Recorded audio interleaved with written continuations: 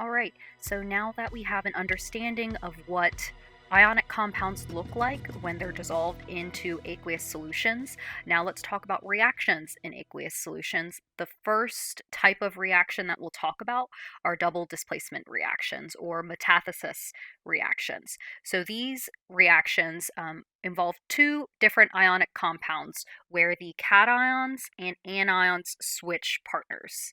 Cations and anions switch or exchange to give our products. To give products. So the template for a double replacement or double displacement reaction is something like a substance AB, where A is a cation, B is an anion, plus substance CD. And so we say that the cations and anions exchange. So essentially, the anion cation pair, we have a new pair, and then A and D become a pair. And so in this example, our two new products would be substance AD plus substance CB. And we need to make sure that the charges make sense when balancing out this reaction. So an example of a double displacement or double replacement reaction, if we mix silver nitrate and sodium carbonate in this example here. So you can see sodium nitrate is a ionic compound, so we can kind of call this substance AB, and sodium carbonate is our substance CD. So in a double displacement reaction, the cations and anions switch partners. So the sodium will associate with the carbonate, and the nitrate will associate with the sodium cation. So a good methodology for going about a double displacement reaction and predicting the products is first identify all of the ions that are involved in this reaction. So if we kind of break this down, silver as a cation in silver nitrate is silver plus. And then nitrate is one of our polyatomics. It is NO3 minus. And remember, this polyatomic, it will move as a unit to produce a product. So we're not splitting up nitrogens and oxygens. We'll just consider nitrate as one unit. And then we have sodium here as an ion or cation. It is sodium plus, and carbonate, another one of our polyatomics, is CO3 2 minus. So on the reactant side, you see that we have our charges here, and in order for sodium carbonate to be balanced, we need two sodium ions there in order for that to be charge balanced. So we need to complement that on the product side. So if we produce our new products, so sodium and nitrate will go together and silver and carbonate will go together. We're switching partners. So we need to make sure our products are also charge balanced. So let's do the first one. Let's do silver and carbonate. So silver is a +1 cation, carbonate is a -2 anion. So I need two silver cations in order to charge balance the new ionic compound. So that compound will be silver, two of them, carbonate, in order for that to be charge balanced. And then the other species will be sodium nitrate. They're each +1 -1, so that's that. So we also need to make sure that we are balanced on each side of the reaction. So here, I kind of have it half balanced already, but you see that there are two silver nitrates and sodium, two cations, and a carbonate. So I need to put a 2 in front of sodium nitrate because there are two sodium cations and two nitrate anions. So now that is all the atoms are now mass balanced. What this reaction is missing are states. So on the one side, we have silver nitrate, which is aqueous, it's dissolved, and sodium carbonate, which is also dissolved in water. So what happens when we actually do this reaction, if you and you'll do this in the chemical reactions lab. If you mix these two substances together, what you'll see is a white solid that is produced. And what that white solid is silver carbonate is a solid. And then we have sodium nitrate, which is aqueous. So the question is, well, how did you know that silver carbonate is a solid and sodium nitrate is aqueous? Well, if we look at our solubility rules from the last lecture video, all the way up here somewhere, up here, we can see that carbonate as a anion is typically insoluble in ionic compounds. And then here are the exceptions. But silver is not one of the exceptions. So we can predict that silver carbonate would be a insoluble solid. So this is actually the driving force for the reaction to go forward. And you will learn in double displacement reactions, there needs to be a driving force for a reaction to occur. One of those driving forces is the formation of a solid. So if we go back to our example, the formation of silver carbonate, which is a solid, it's insoluble. So the formation of silver carbonate is our driving force for this double displacement reaction to proceed forward. So solubility rules says silver carbonate is insoluble, while sodium nitrate is soluble. All nitrates are soluble. All right, so there is our driving force for this reaction. But we also showed how to actually go about doing our cation-anion exchange and how it's important to actually identify what ion species are present or interacting in this chemical reaction. And so that is the complete chemical equation for the double displacement reaction between silver nitrate and sodium carbonate. And I have that here. So both reactants are strong electrolytes, meaning that all of these ions will dissociate in solution. And this is why this reaction occurs very quickly. Because even though we write sodium nitrate aqueous, we know in solution that those ions are actually free to roam. They're all solvated and equally distributed within the water. So then when we mix these two reactants together, the new ion pairs can form.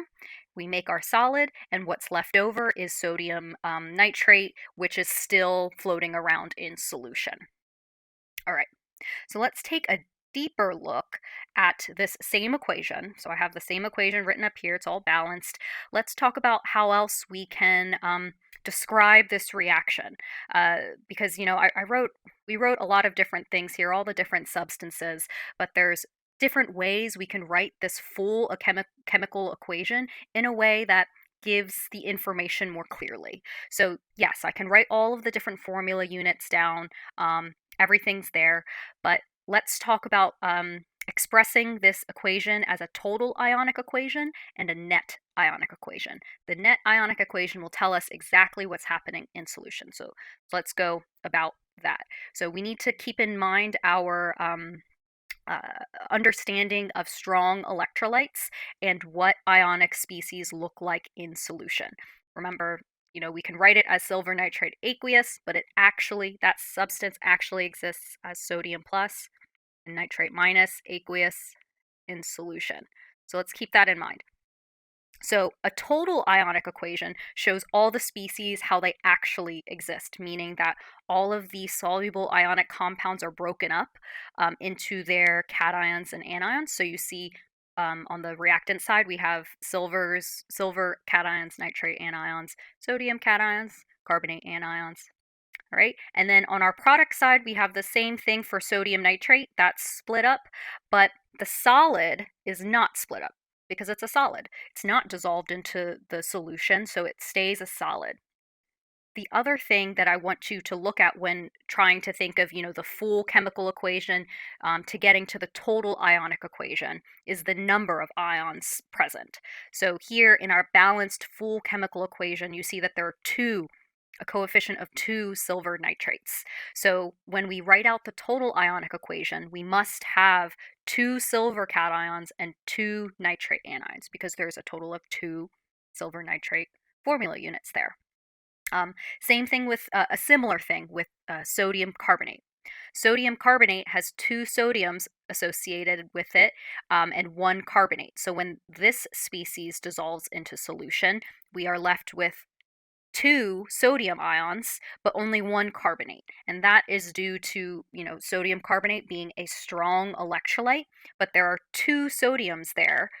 So we need to express that in the total ionic equation to say that there are 2 sodium cations on the reactant side.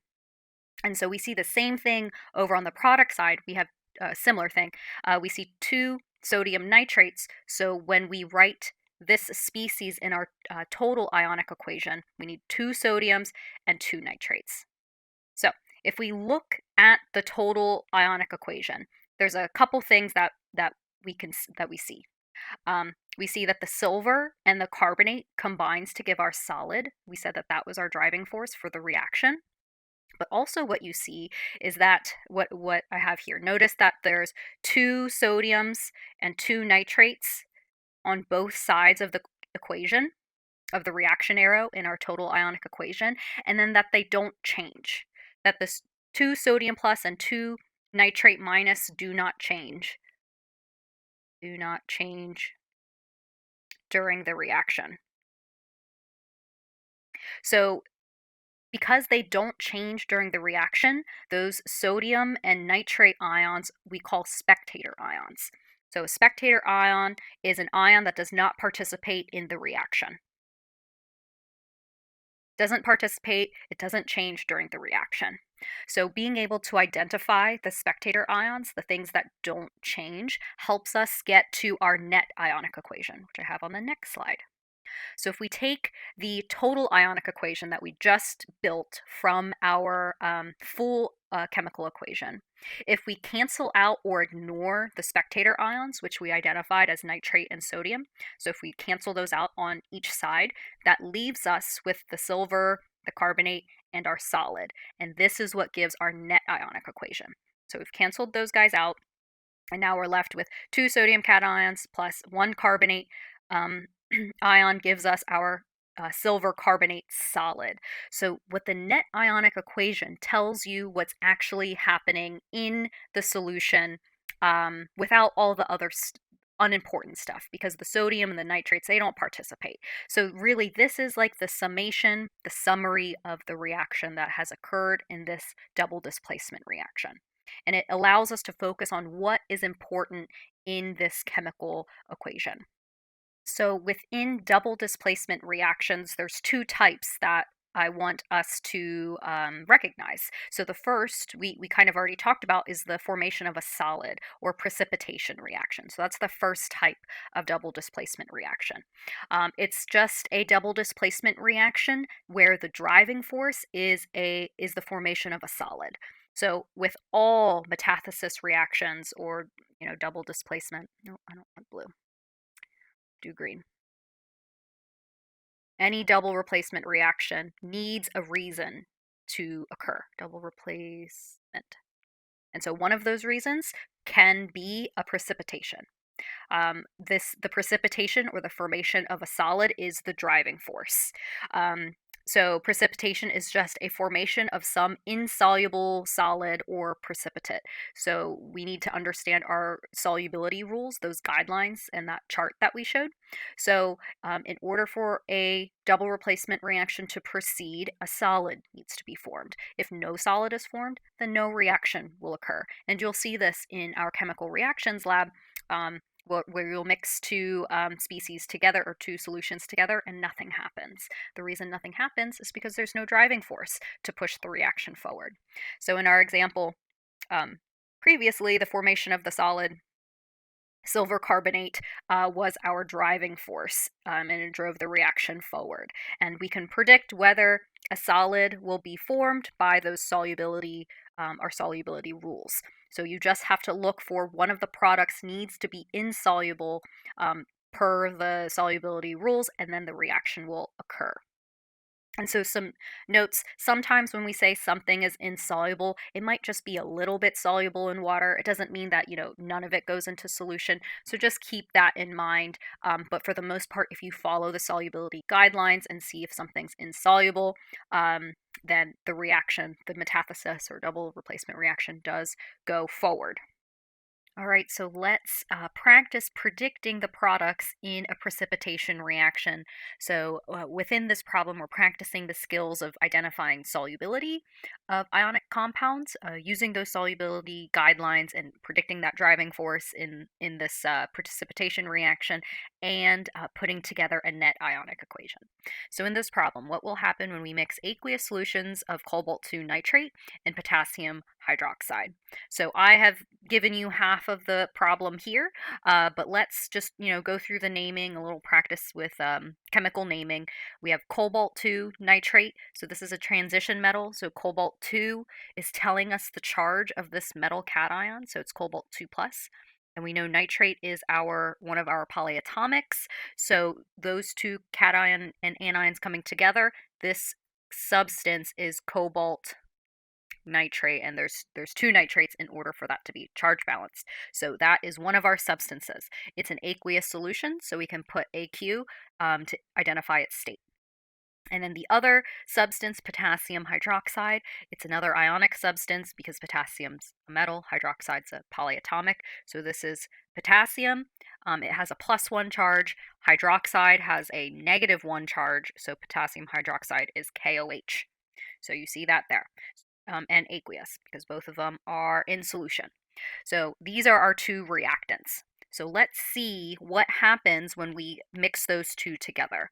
So since they're two ionic substances in solution, this will be a double displacement reaction. So we're going to go ahead and exchange our cation anion partners, where hydroxide will move together as a unit because it's a polyatomic, and so will nitrate. All right, so again, we already talked about the charges here. Negative, potassium is plus, hydroxide is negative. So let's just go ahead and swap the partners and see what the new substances are. So cobalt 2 plus will associate with hydroxide minus. So the product here will be cobalt hydroxide, two of them, two hydroxides, so it's charge balanced. I'm not going to put the states yet because that's a separate step where we inspect solubility. Let's just get those products out of the way. And then our other two pairs, we have potassium plus and nitrate minus. So the other product is potassium nitrate. All right, so and then let's just make sure everything is balanced. So we have one cobalt on each side. We have two hydroxides within that cobalt hydroxide compound, two potassium cations, but I only have one on the product side, so I'm going to put a 2 coefficient in front of potassium nitrate, so there's two potassiums on each side, and then I see that there are two nitrate anions in cobalt nitrate, and then because of that 2 coefficient, nitrate is also balanced. So now this is mass balanced. So we predicted the products, it is balanced. So now let's inspect the states. Are either of these substances soluble or insoluble in water? So let's look at our solubility chart. So we have cobalt hydroxide and potassium nitrate. So let's go back to our solubility chart right here. All right. I have a lot of stuff here. So let's just get rid of all this so we can see. All right, so one of the products was cobalt hydroxide. The other was potassium nitrate. So I know nitrates are always soluble, right? Because soluble ionic compounds, nitrates, no exceptions. All nitrates are soluble. So in our reaction on the product side, because potassium nitrate is soluble, we will put the aqueous state in front of it, meaning that is completely dissolved in solution. While cobalt hydroxide, so if we find our hydroxide ion on this chart, hydroxides are typically insoluble. And then here are some of those exceptions, but cobalt is not one of the exceptions. So I would predict that cobalt hydroxide is insoluble.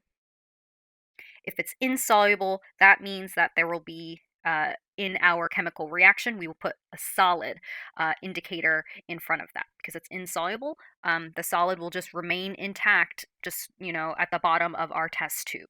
So let's take this information and now apply it to our reaction. If I can find that slide going. Okay, right here. So here we are. So we identified that cobalt hydroxide is insoluble. So this will be a solid, and potassium nitrate is aqueous because it is soluble in water. And I think I kind of, yeah, I summarize that here. So typically group 1A compounds are soluble.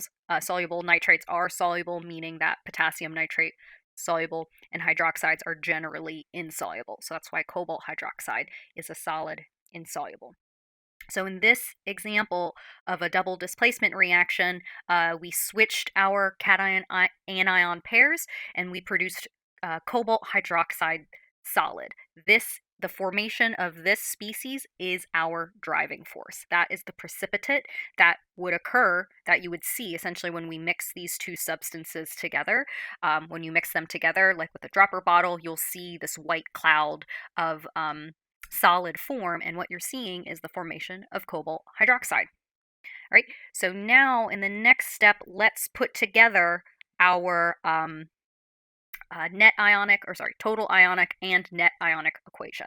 We came up with the total or the actual chemical equation, balanced chemical equation with all of the correct formula units. So that's what this is, where we predicted the product of this double displacement reaction. So now if we write the total ionic equation, so let's just do the work. So I know that the answer is there, but let's just do the work. So to get from a balanced chemical equation to the total ionic equation, we have to identify the ionic compounds and separate those into cations and anions. All of these aqueous species are strong electrolytes. So anything that is aqueous, a strong electrolyte in this example, and so we have to separate into our cations and anions and take special note of the number of each cation and anion. So let's just do that. We go through them left to right. So I see cobalt nitrate. Again, we have to understand the charges associated with all of those different ions. So cobalt 2 plus, and we put aqueous. So I'm breaking up this first species here. And then next we have nitrate. And because of that subscript 2, there's actually two nitrates that break apart within that one compound. So that is the ions associated with that first, substance there. So now if we move on to the second one, potassium hydroxide. Potassium is plus, hydroxide is minus. So when those break up, we will get two potassium cations. There's a 2 coefficient there because there's a total of 2 potassium hydroxides there. And then the same thing with hydroxide. So there's 2 hydroxides because of the 2 potassium hydroxide substances there. All right, so that's the next one. So note here that the polyatomic does not break up. We're not separating into separate, oxides and hydrogen plus. It breaks apart together as an OH minus. All right, and then our arrow. So next, we look at the solid. Solids are easy. They're not aqueous, so they don't break apart, so we keep those together. So I will just note, do not separate. Separate because it is a solid. So that stays together. We're only breaking apart the aqueous species. And then lastly, we have potassium nitrate. So potassium nitrate is one of our it's ionic, it's strong electrolyte, it's soluble, so we get 2 potassium cations and 2 nitrate anions. So that is our total ionic equation, what I just wrote right there. So that's our total ionic equation, is showing all of the ions and cations, what they actually look like in solution. All right, so now that we have our total ionic equation, which again I have right here as well, but I wanted us to go through the process. What are our spectator ions? So let's remember, spectator ions mean they do not change or do not participate in reaction. So essentially, they do not change on one side of the equation to the other. So an example of a spectator ion would be our potassium cation. We have 2K plus aqueous on one side, and then we have 2K plus aqueous on the other side. So that, do a different color, a red. So potassium plus is a spectator ion because it is the same. It looks the exact same on each side of the reaction arrow. And then our other spectator ion is nitrate because it does not change. And so if we cancel out the spectator ions, we are left with the net ionic equation.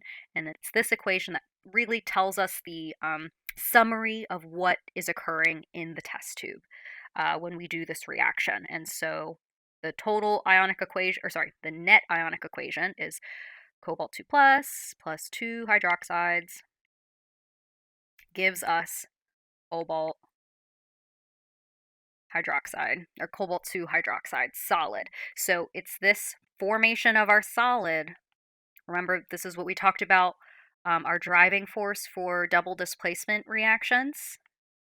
This is why the reaction occurs, the formation of this solid. So the net ionic equation really just summarizes the formation of that solid. Cobalt 2 plus 2 hydroxides to give our cobalt hydroxide solid. And then we essentially, we're saying that we can ignore those spectator ions because they're not participating in any chemical change. So being able to form and predict a total ionic equation and net ionic equation from a description of a reaction is very important because it allows us to focus on what is important in the reaction. So this is a skill that will absolutely show up on midterm number 2. Being able to identify and figure out the total ionic equation and net ionic equation of a given chemical reaction. I can guarantee you that that will be on midterm 2. So let's move on and talk about another type of double displacement reaction, just between different substances. And so that is an acid base or neutralization reaction. So a neutralization reaction is just a special case of a double displacement reaction. So it's a double displacement, so we're still swapping cation anion pairs. So keep that in mind. The only difference here is that our driving force is different in an acid base or neutralization reaction. So in a precipitation reaction or double displacement, the formation of a solid is our driving force, or a non-electrolyte or a solid. So in an acid-base reaction, it's just a special type of double displacement reaction where the driving force is the formation of water. Is that what I want to say here? So reaction that has the formation of water, so H2O liquid as its driving force. So neutralization reaction isn't any different than any other type of double displacement reaction. The only difference is that we're forming water instead of a solid. So neutralization reactions follow this generic type of structure where we take an acid, so a proton donor, a base, which is a proton acceptor, and we form a salt and water. So again, the formation of water, H2O liquid, is what the driving force is in a neutralization reaction. So in this case, water, forming water is our driving force. Up here in precipitation reactions, forming a solid is our driving force. All right, so here is an example. Nitric acid we know is a strong acid.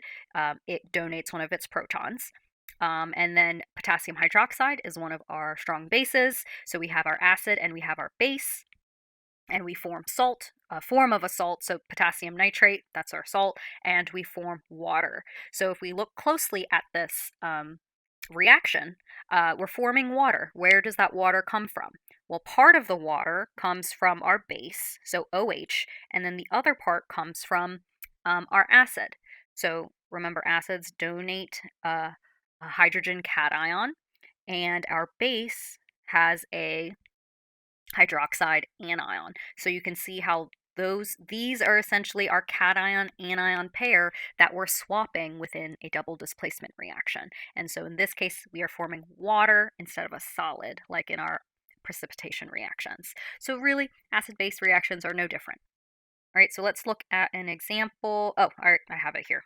So we're looking at the same example here between nitric acid, potassium hydroxide, that acid-base reaction. So we can also write out a total ionic equation, and so I have that here. Both potassium hydroxide and nitric acid are strong acids and bases, so they will completely dissociate, that they are strong electrolytes.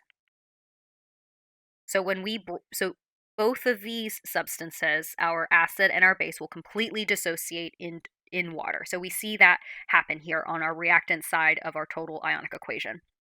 Our proton dissociates nitrate, anion dissociates potassium, cation dissociates hydroxide, ion potassium or hydroxide, anion dissociates, and they're all just 1-to-1 ratio. So there's just one of each ion there. What's different is on the product side, right? We have potassium nitrate. Nitrates are typically soluble. So this, again, this ionic compound is a strong electrolyte as well. So we see our potassium and our nitrate ions dissociate. But what's different is now we have water as a product. Water in its state is a liquid. We designated the state as a liquid. So this is not aqueous. So because water is not aqueous, it does not split apart. So what I want you to note here is that we keep the H2O molecule together, does not separate. Much like our example with precipitates. When we make a precipitate, a solid, we don't break it up because it's in the solid phase. It's not aqueous. Water is in the liquid phase, not aqueous, so it also does not separate. That's important because now we can identify our spectator ions if water doesn't separate. So let's see. We have potassium on our product side, and look, we also have that same potassium on the reactant side. So there's one spectator ion, potassium, and then nitrate, NO3 minus aqueous on one side, NO3 minus on the other side. So potassium and nitrate are both spectator ions. So if we look and see what's left over, we have hydrogen, we have hydrogen, we have hydroxide, and then we have water. We see that the net ionic equation here is H plus aqueous plus OH minus aqueous gives H2O, liquid. So that liquid is important there because water is a liquid, right? So this is our net ionic equation for an acid-base reaction. We have a acidic proton plus a hydroxide, which is our base, to give water. And the fun thing about acid-base reactions is that the net ionic equation for every acid-base reaction between a strong acid and a strong base will always yield this net ionic equation. They will always be the same for any strong acid and strong base. So let me show you an example of an acid-base reaction where it's not this net ionic equation. And so it's like a small exception for weak acids and weak bases. I know I say you can try this at home, or yeah, you can try another example at home. So do like another type of strong acid, strong base combination neutralization reaction and determine its net ionic equation, and prove to yourself that the net ionic equation is the same equation that we got here. You know what? I'll make it an extra credit. So if you do this, do another example between a strong acid and strong base. If you send me an example of the balanced, give me the balanced equation. Give me the total ionic equation. And if you give me the net ionic equation, I will give you extra credit on midterm 2. Right, so this is my second extra credit opportunity for this chapter. Okay, so if you do that, and remember, the net ionic equation between any strong acid and strong base will always be this equation that we got right here. Okay, so I told you that there's an exception. The net ionic equation does not look like this for weak acids and strong bases. So I'll just show you an example right here and how that exception occurs. And it's because weak acids and weak bases are not strong electrolytes. The reason it looks different. So weak acids and weak bases are not strong electrolytes. Electrolytes. So they do not separate. When we talked about separating ionic substances into cations and anions, if it's weak acid or weak base, it does not separate. So do not separate when putting together your total ionic equation.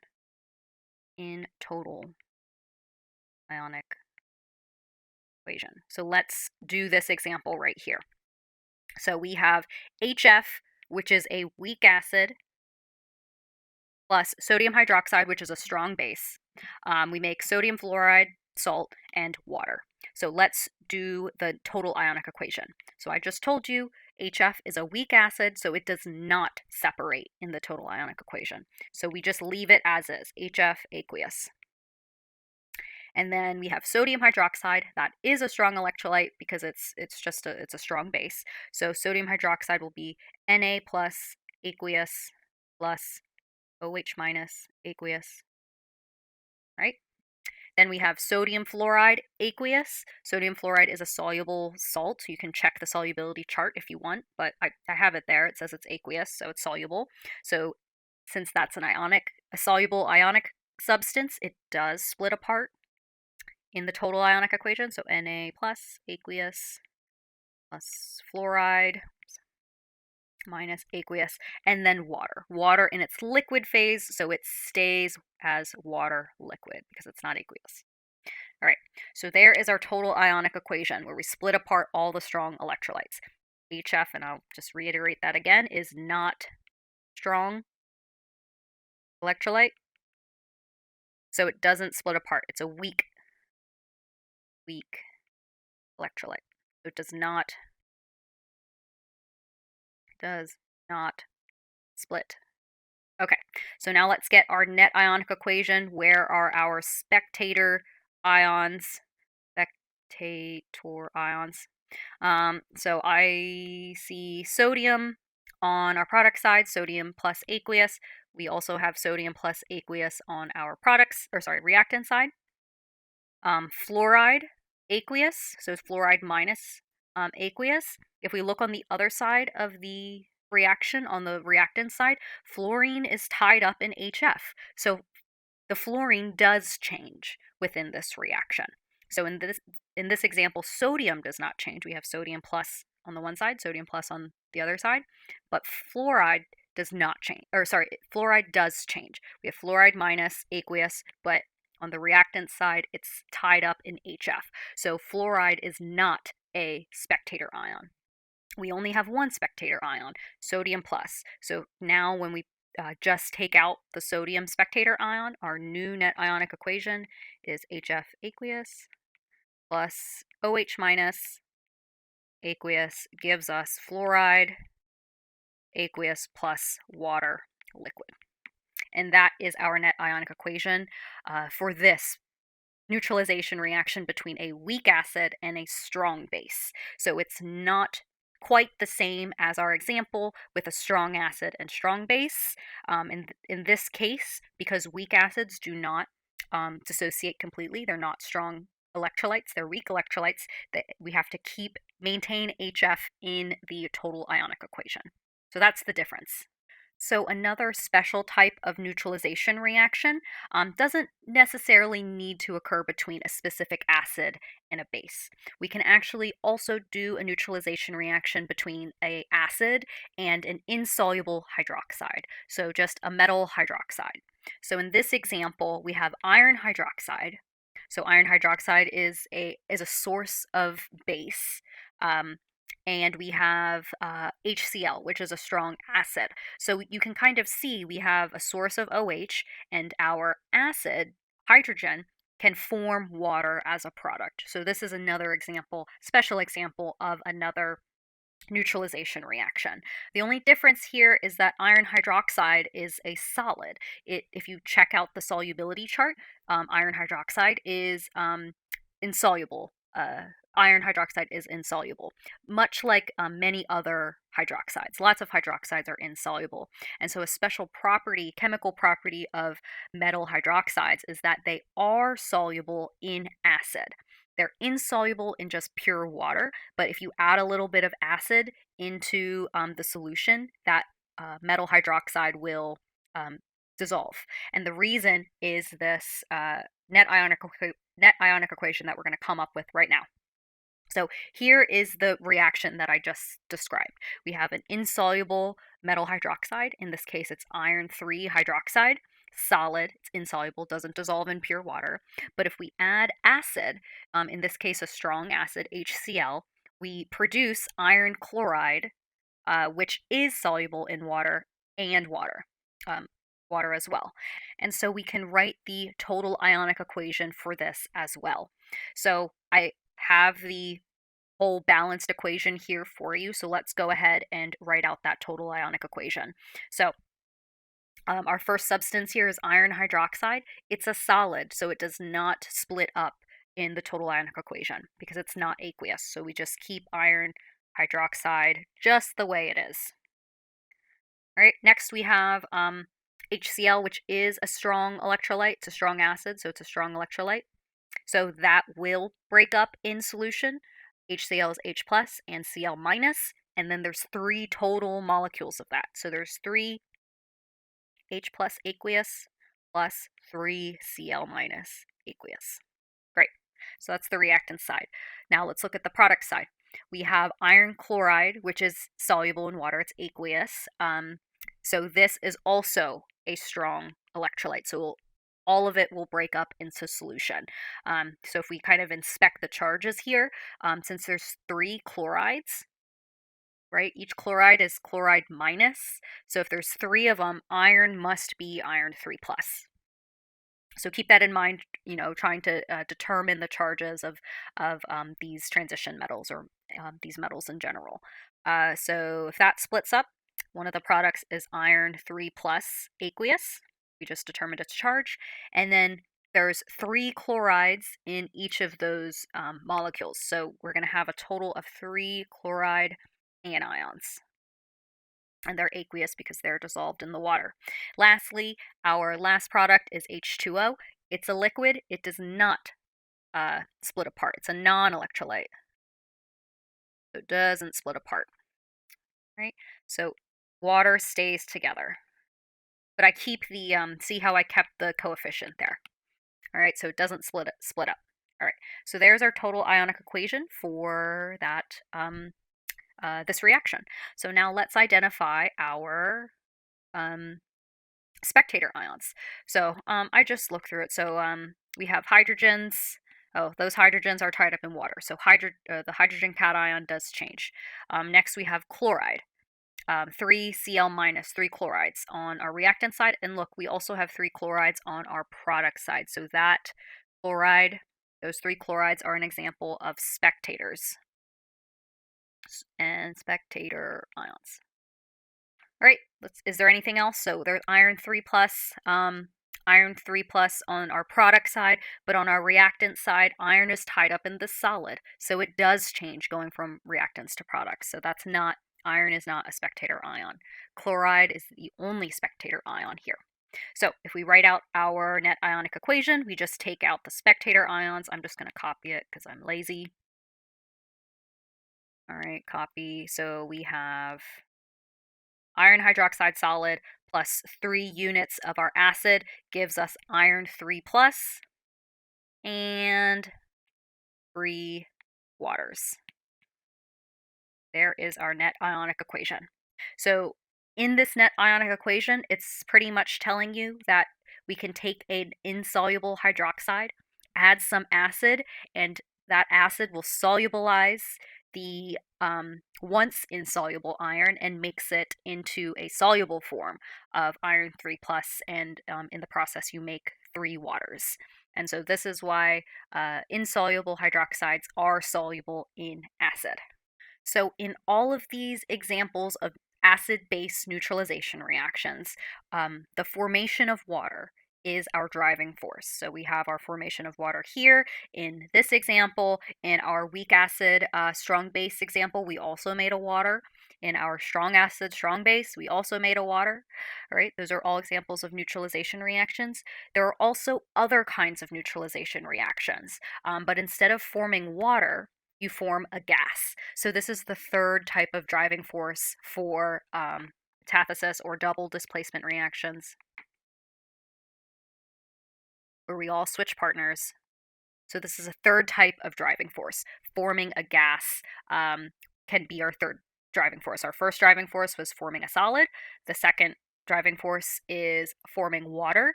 The third driving force is what we're talking about here, forming a gas. So there are three instances where you can form a gas in a chemical reaction, and that's when you react an acid with a carbonate, a sulfite, or sulfides. So carbonate, remember, is CO3 2 minus. Sulfites are SO3 2 minus, and then sulfides are S2 minus.